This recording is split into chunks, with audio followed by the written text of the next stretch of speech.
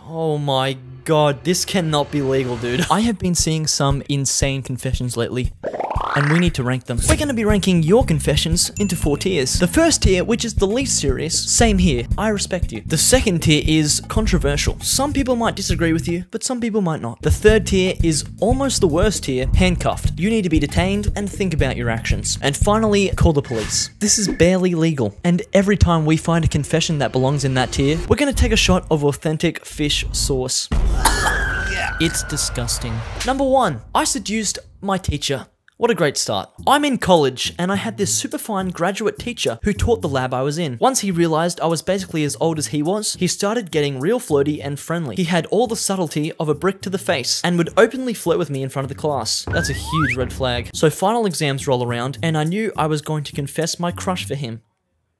Sorry? He heavily suggested that I, do my exam on the desk right next to him so he could be next to me when I started the final. Anyway, after the final exam was over, I waited until every student left the room and I hung out for a while until I get him alone. Oh dear lord. I finally told him, I have a crush on you. And he stared at me and was like, yeah, and? As if he wanted to say more. I blue screened so hard because I expected him to reject me outright that I didn't know what to say. So I just went, that's it.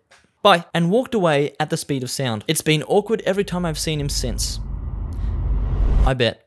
This right here could be very illegal. Something very weird is going on between you two, and it's definitely not above board. And I think because of this very illegal situation, we need to take a shot.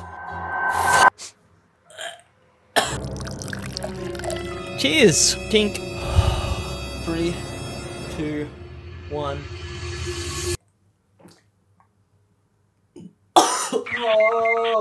Confession number 2. I found out my friend was stealing my used condoms. What the actual I live in an apartment and my friend always comes around and we talk shit all day. We love to make up hypotheticals like, what would you do if you were the last person on earth type beat? Or would you rathers, you know? Anyway, a couple of weeks ago, I remember we talked about what we would do if someone collected all of our used condoms and categorized them from load size to consistency. What? What kind of hypothetical is that? Right now, I'm picturing a detective's board with like red string all around it, linking all the used condoms together. That's disgusting. It was fucking funny shit at the time, and we even shared it with our friend group the next day. It was all fun and games until my birthday came along a couple of weeks later. Oh no. Turns out my friend had actually been collecting my used condoms by going through my bin when he was over. Oh, hell no! He collected 3 in total, and he surprised me with them for my birthday present. He thought it would be a funny bit. It wasn't.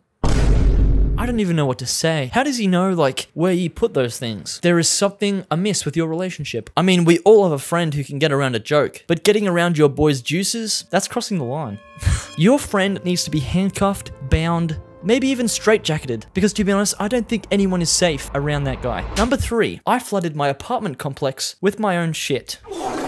No, this isn't a troll. I have always had stomach issues and have been clogging plenty of toilets in my lifetime. This is sounding like a relatable category thing. Well, for a good long while, it had stopped, and I figured it had just stopped for good. Today, after a huge cheese pizza and a bowl of ice cream for dessert, my past traumas came back to haunt me. I clogged the toilet of my apartment, and it clogged so goddamn bad that after numerous attempts of trying to flush it, the piping burst and shitty toilet water poured out of my bathroom. I don't know what's more disturbing, a river of shit or a collection of used condoms.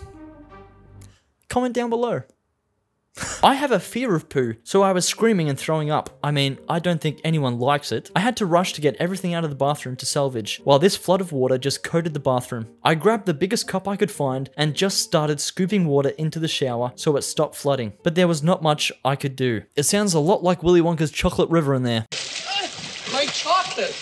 My beautiful chocolate! I'm actually kind of impressed. Like, getting a cup and trying to scoop it out like we're in some sort of boat that's sinking, that is, hey, go down with the ship, girl, go down with the ship. I called the building manager, and they had to shut the water main off. It did stop the water gushing out, but it didn't stop it from seeping into the floor, for God's sake. Water had seeped into the flooring and the walls, and the whole apartment complex stank of human waste. I never told anyone that I was responsible for the smell. I just blamed it on the forces of evil. Yeah, the forces of evil was your butthole. I don't even know if I would have the courage to call someone someone, I mean, I would need to do something about it, but the embarrassment. Now, I think you did everything right. You put the needs of others before yourself. You also obviously put a bit too much toilet paper in the bowl. But besides that, I think it's a bit relatable. Number 4, I have feelings for my best friend's sister. Bad idea, dude, bad idea. This man has been my best friend for years. Essentially, the only friend I've actually spent time with. His sister is a good-hearted person playing the tough one, because she's been hurt many times by shitty people. And it's just a real shame, really, is it now? I've had feelings for her for years, especially after we made out during New Year's Eve for a dare.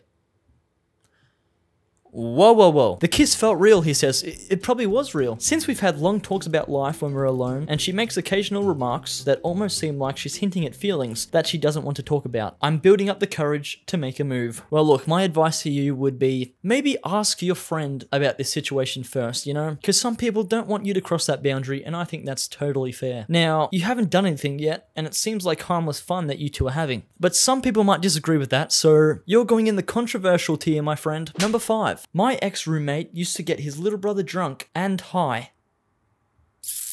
I have a feeling that the police might be getting involved in this one. So, this was a long time ago, and I was very immature. My roommate was even more immature than me. His little bro, let's call him Matt, used to come and stay with us in the summer while school was out. He was about 15 at the time. We would party hard just about every weekend, so lots of weed and alcohol were available. At first, it was just a beer or two, and he would get really drunk. Yeah, no shit, he's 15, dude. Then he could handle it more, so his bro let him have a shot of liquor or two. This 15-year-old's having shots. Do I need to say much more? One night, Matt hung out with us all night, so my roommate said, I'll take care of this, and blew him a shotgun with a joint. He passed out. What the heck? Are you trying to kill this kid? Dude, this is just sad. I'm sorry, this is awful. After a few minutes, Matt woke up and asked for another one. Damn, I told him one was enough for the night. 30 minutes later, he was so high, he was seeing things. I feel bad nowadays, but he's a successful tradie now, so maybe we helped. You didn't help. Lucky that child didn't die. That is definitely not okay. That doesn't make me feel good. Everyone, look after your siblings. This is not how you set them up for a bright future.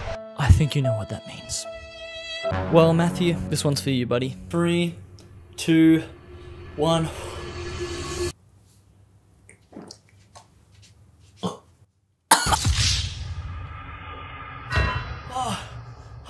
I don't feel good. Number 6, Taylor Swift and the Eras Tour concert. Now, a little bit of context for this one. Taylor Swift was recently here in Melbourne, and she did her Eras Tour. I didn't personally go, but I heard it was great. And I know shit went down because I found the Eras Tour confessions. Listen to this. After night 1 of the Eras Tour concert this week, me and 3 friends were heading back to our apartment and took the train. We were in a rush because none of us had been to the toilet the whole time. I mean, fair enough. Why would you want to go to the toilet and miss out on that once-in-a-lifetime performance? I heard she's magical. We made it on the train just fine, but a group of guys sat opposite us. They just stared at us for the first half of the trip. I mean, we did look good in our Eras fits. But then they started trying to get a reaction out of us by talking shit on Taylor and trying to use their one collective brain cell to remember her songs to joke about. Not my Taylor. 15 minutes in and they were still going. We were just trying to talk amongst ourselves to ignore them, and one of my friends looked really worried. I don't blame him, this is borderline harassment. But thankfully, they eventually got off the train and we only had one more stop to go. But before we did, I noticed water running down under our seats. It turns out my friend peed all over herself. Oh no. Probably from the stress of those guys harassing us and the fact that we hadn't been to the toilet in 4 hours. We managed to clean her up, but Taylor Swift was worth it. I'm so glad that didn't ruin your night. Still unfortunate, but I think V-Line will forgive you. I'm gonna have to say, same here. I'm with you, and I'm so glad that your night didn't get ruined by a little pee. Number 7, secret hiding spot. Another Eras Tour one. We snuck weed into Taylor's concert by stashing it up my friend's coochie.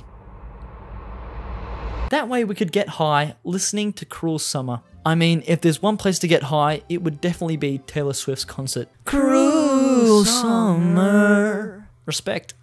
Number 8, school crush embarrassment. It's the final class of the day, and my crush and I get talking. We're having a normal/not normal conversation, okay? We were sitting together and talking to each other while others were busy at their work/staring at us from afar in the classroom. He asked me what my type was, and I said I didn't have one. A lie. So I asked him back. His reply was, you. Well, we've got a Rizzler on our hands, ladies and gentlemen. And after he answered, he turned and left the class because the bell had rung. Damn, and he's mysterious. Upon impulse, I grabbed hold of his shirt and called out to him, you are my crush. My face instantly went red, and I felt so embarrassed I left early for the day. Half the class heard me. You really fumbled the bag there. He was so smooth and rizzled with confidence, if you know what I mean. Look, it happens to everyone. Everyone gets shy around their crush. But at the same time, you were kind of aggressive with it. You know, you grabbed him, you put him in close, and you said, "You are my crush." Little freaky, little weird. So let's put it in the controversial category. Keep up the confidence, but maybe channel it in a different direction. Number 9. I cut a hole in my Build-A-Bear so I could f*** it. I thought mine had a really nice ass, and I wanted to take humping it to the next level. Why the heck are you humping it in the first place? Putting my junk in a cotton-filled hole didn't feel as good as I thought it would. I immediately regretted cutting a hole in the Build-A-Bear, so I hid it from my parents for a few years, then trashed it. True story. I'm throwing up, I'm gagging, I'm shitting my pants. That is absolutely defamatory. Unfortunately, I can't call the police on you just for that, so I'm gonna have to handcuff you and teach you a couple of lessons. Wait, that didn't sound right. No, I didn't mean it like that. Here's the final tier list. If you want to hear more insane confessions, go watch my jail-worthy confessions video. It's just as bad. Bye.